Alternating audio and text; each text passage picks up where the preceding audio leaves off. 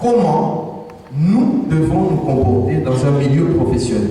Et cela s'applique et à ceux qui ont un employeur autre que eux-mêmes et à ceux qui ont pour employeur eux-mêmes. Alors nous allons ouvrir nos Bibles, s'il vous plaît. 1 Samuel chapitre 17.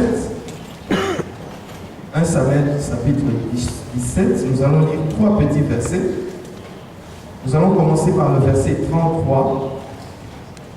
Ensuite, nous allons lire les versets 38 et 39.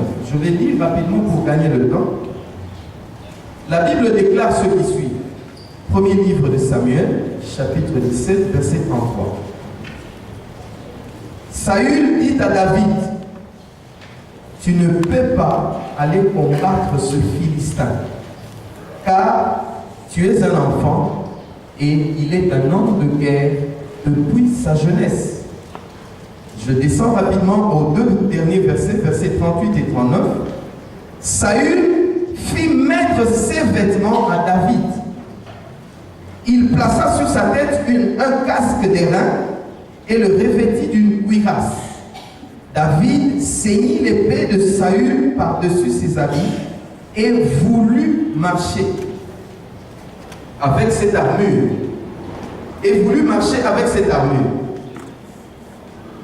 Excusez-moi, et voulut marcher, car il n'avait pas encore essayé. Mais il dit à Saül, je ne puis marcher avec cette armure, je n'y suis pas habitué. Parole du Seigneur, et la phrase se termine en disant, et il s'en débarrasse. Pour ceux qui ont l'habitude de souligner ou de mettre un écrit dans leur Bible, s'il vous plaît, soulignez. Je ne puis marcher avec cette armure. Je n'y suis pas habitué et il s'en débarrassa.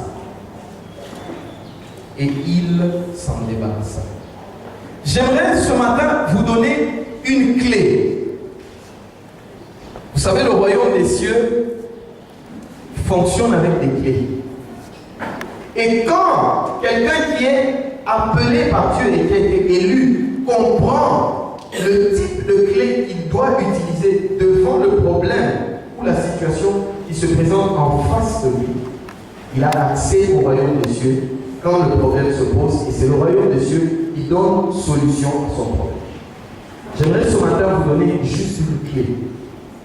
Vous savez, cette histoire est trop bien connue parmi nous, les chrétiens.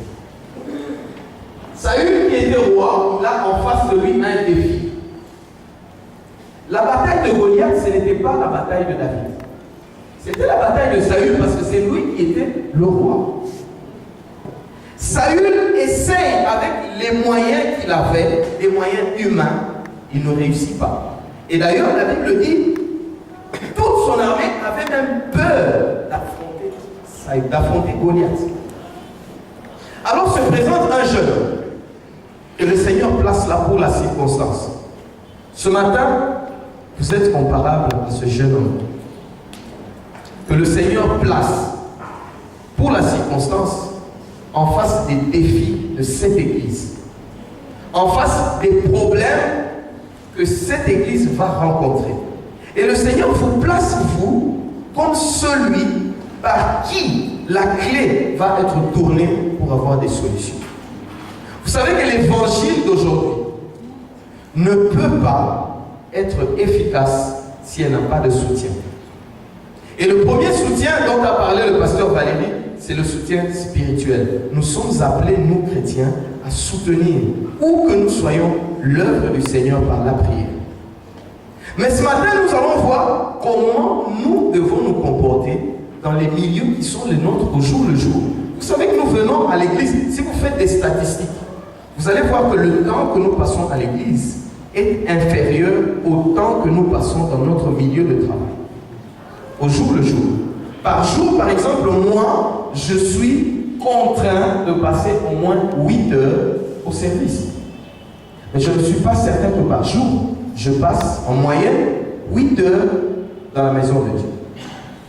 Donc c'est là que se passe notre combat, à nous les professionnels. Alors le Seigneur place ce jeune homme, nous allons voir la clé. Qu'est-ce qui a failli se passer et qu'est-ce qui s'est réellement passé? Ce qui a failli se passer, c'est que Saül, parce qu'il n'avait personne d'autre qui pouvait aller en face de Goliath, mais il avait un simple jeune homme qui lui dit, moi je vais aller.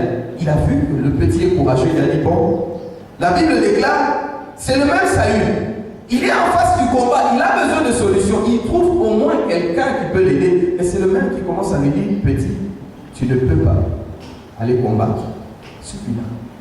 Parce que celui-là, c'est un homme de guerre depuis son enfance. Et toi, tu es encore un jeune homme. Parfois, autour de nous, il y a des gens qui vont nous décourager quand nous avons des idées explosives. Ils vont vous dire, non, frère, si vous voulez que ce pays demain soit cité parmi les modèles, ça va commencer par vous, ça va commencer par ma soeur, ça va commencer par moi. Il n'y a aucun développement qui se fait comme par un coup de baguette, paf, et le pays est développé. Si vous lisez l'histoire des États-Unis, ils ont connu des guerres. Ils ont connu des guerres de sécession. Si vous allez en France, l'histoire vous révèle que la France même a été en guerre pendant 100 ans. Ce n'est pas étonnant que nous soyons en guerre aujourd'hui. Parce que nous recherchons. Mais la solution va se trouver parmi ceux que le Seigneur a déjà élus. Alors, Saül dit à David, tu ne peux pas. La première chose à laquelle nous faisons face chaque jour, quel que soit notre milieu, c'est ce découragement. Vous allez